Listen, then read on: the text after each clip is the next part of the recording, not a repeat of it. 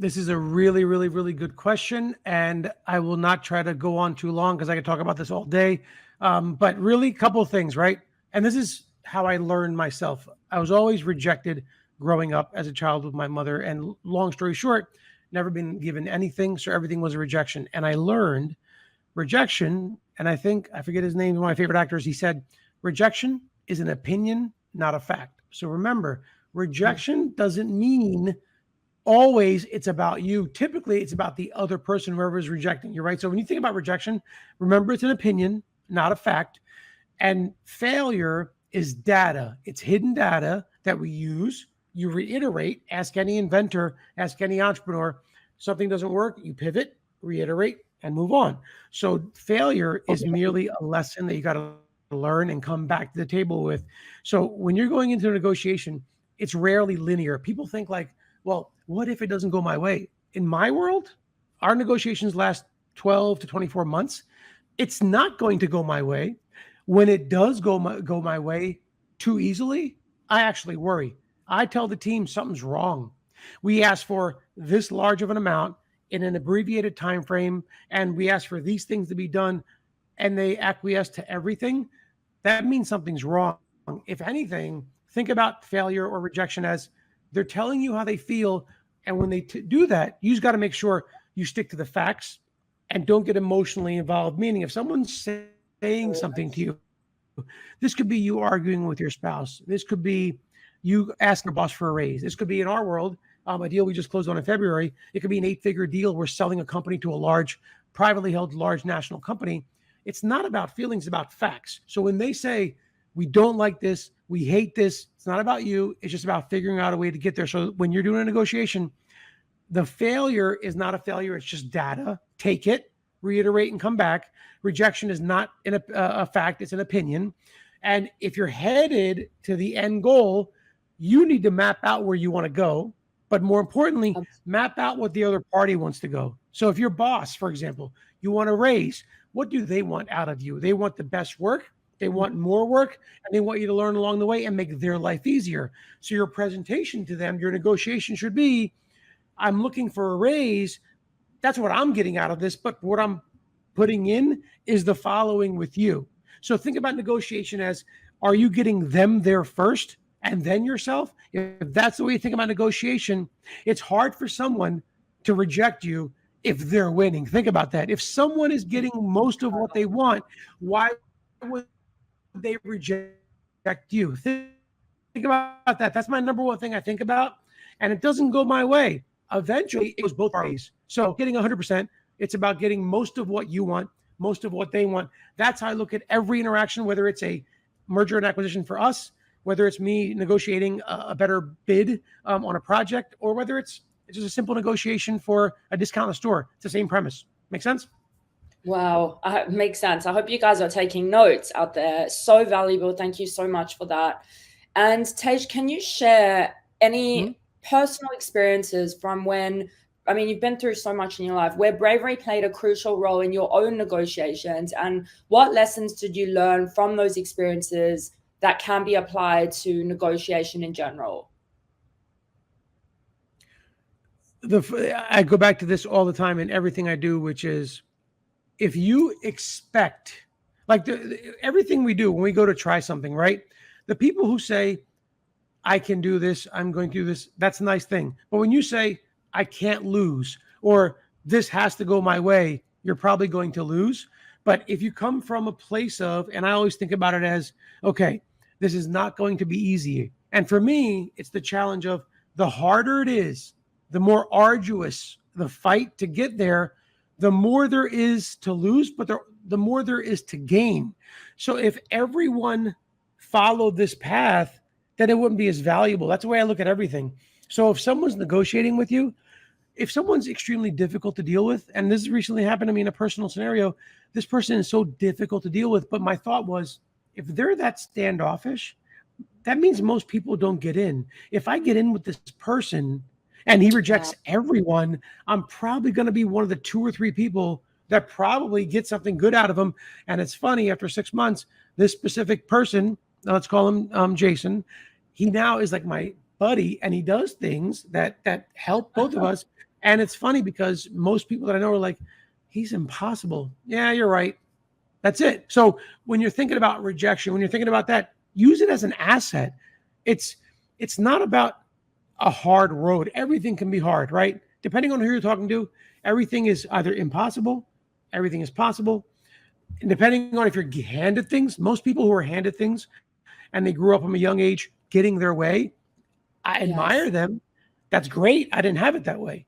So if you didn't have things given to you and you had to go take them, acquire them, win them, earn them, or to learn them, well, then you'll learn that when it comes to any negotiation, brave is the ability to do the act over and over until you get what you need.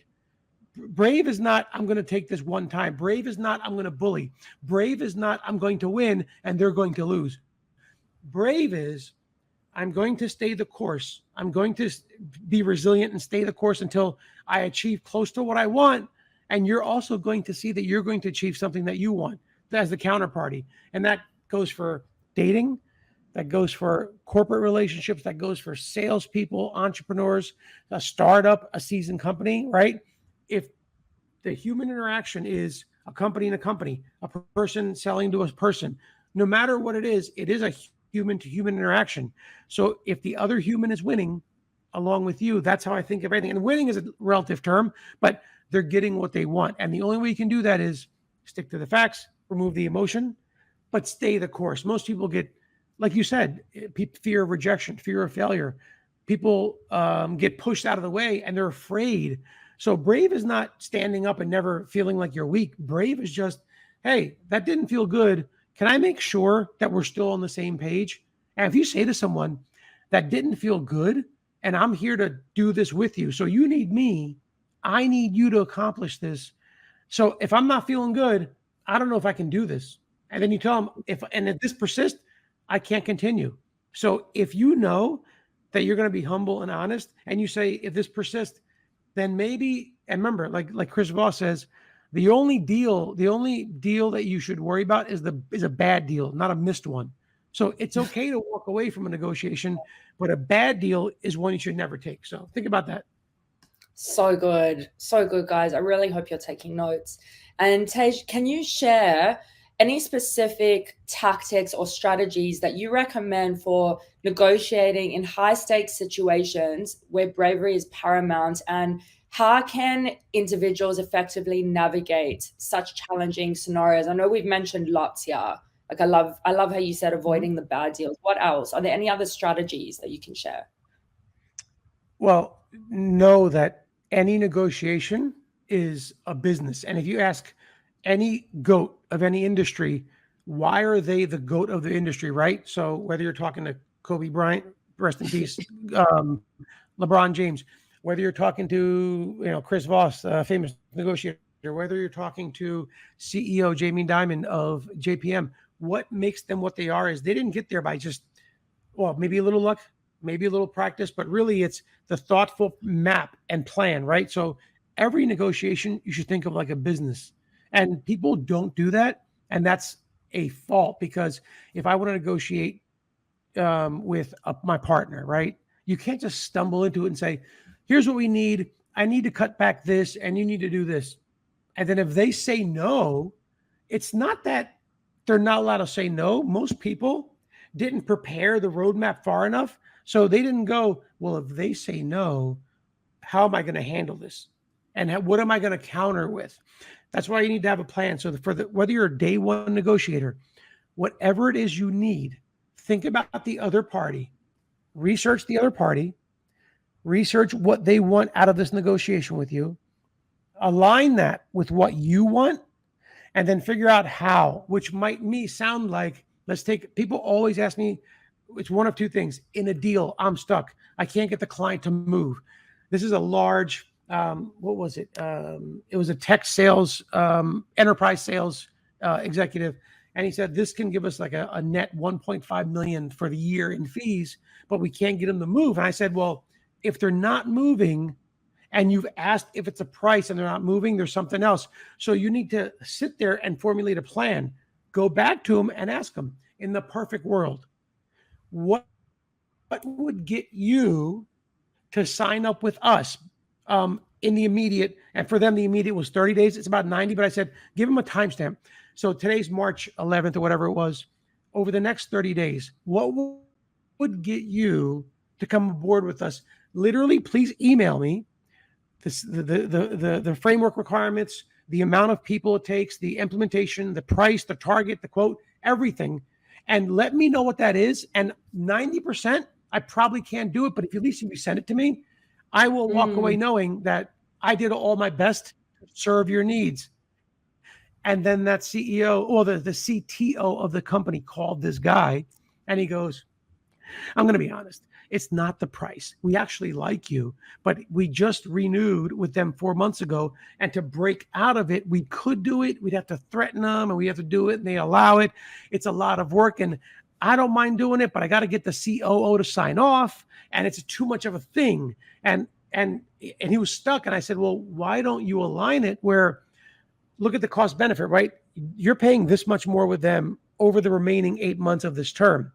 By breaking it, by little hard feelings, but it's money. Your job is to generate revenue and cut costs. And so that approach got them to move, and I think it was like 45 days or whatever, but that wouldn't have happened. People take a humble approach to say, oh, why? What would you need from me? Like the first thing I always ask people is whether you're negotiating with your spouse, whether it's a boss, whether it's a partner, whomever, whether it's your employee, are we on the same page that you believe I'm here to help you? Yes or no? And if they say, well, yeah, I for the most part, yes. I like your energy. I think we'll get along well. We'll work together well, correct? If they agree to that, then the rest, once you get that emotional kind of awareness or out of the way, the IQ, the hard asset, the rates, the product, the service, you can carve that out. And if they say, we have a budget of 780,000 and they're charging 1.5, you know that you cannot do it. And you move on and you come back to him another day. So that would have been a bad deal. This wasn't a bad deal because he dug in to ask the actual why. And the guy didn't want to get into it, so he made it easy for him.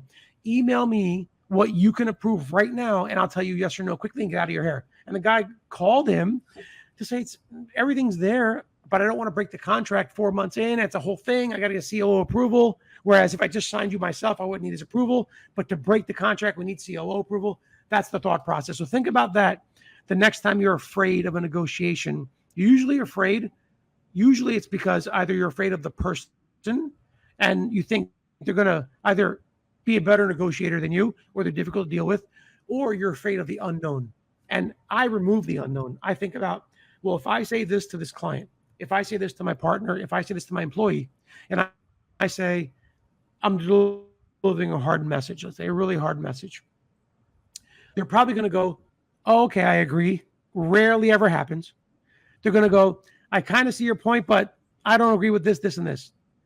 If you're smart, I've already thought about what they're going to come back with me. And we called it on Wall Street rebuttals. I would prepare my rebuttals for their rebuttals, right? And you're kind of like curating back and forth what's best for them. Think about that. That's, and I kind of drew on too long there, but that is the art of a negotiation, is understanding them more than you. Wow. I mean, I could talk to you all day and your time is valuable. And I know you have to run because you're a busy man juggling work and everything else and 10 billion deals of $10 billion. So I just wanted to thank you so much and just honor you, Tej. You're one of the very few humans in this world that I know who walks the walk and talks the talk. And how do people find you? I know you're doing exciting things in the world. Guys, you got to follow Tej, especially for his content. But I mean, what a great human. And, you know, he really does make time to serve people no matter how busy he is. And I really want to highlight that. So thank you so much. How do we find you? No, you rock. Everybody who knows Justine, you know how awesome she is. And who don't know Justine, you should probably reach out to her because she is a good human looking to help people. So I'm going to say easiest for me, and I'm still working on it. LinkedIn is the easiest way to reach me. I'm a professional, so LinkedIn is my main platform. And then Instagram. So Instagram, it's Tej, Tej.